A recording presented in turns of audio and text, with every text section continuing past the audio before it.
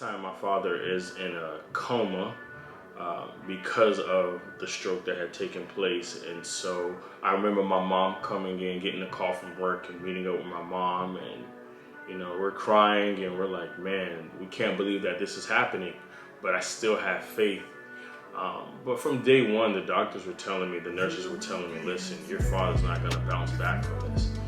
And so as the week continued to go on,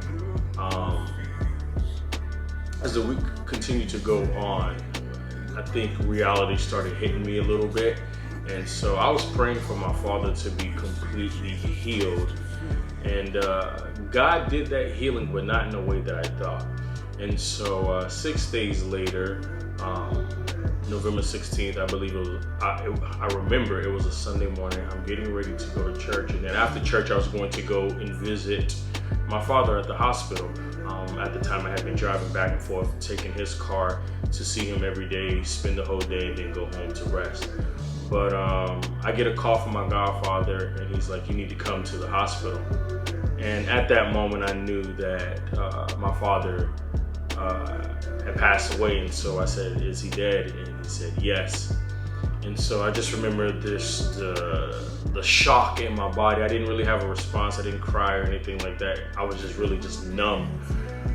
And I remember just getting in the car, driving to the hospital, all these just thoughts going on through my head. And I'm like, man, I remember coming up to the IC unit room. I believe it was the second floor. I entered the room and my dad is there lifeless.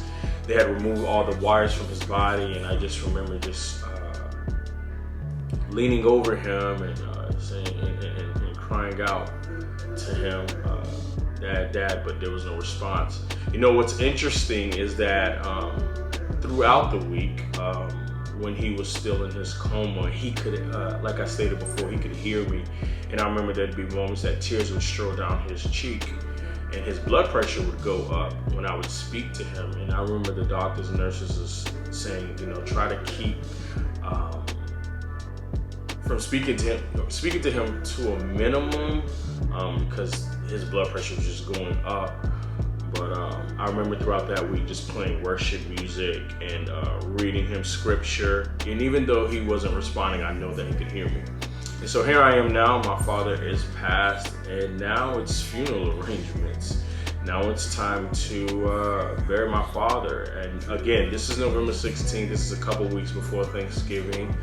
My dad's birthday had just passed in late October. My birthday had passed in mid-October, and life was just going good. And for something like this to happen, I was just totally caught off guard. And so I give all the props to my mom, because I couldn't go through the process of picking a casket, tombstone, and all that. So my mom held that down, as well as my godfather. So I thank them for that. And I just remember the day of the funeral, many people coming, showing love and support. I spoke on my father and the relationship that we had. And though it wasn't always easy, though we didn't always understand each other, he was still my father, and I loved him. And I just remember days after that, you bury your father.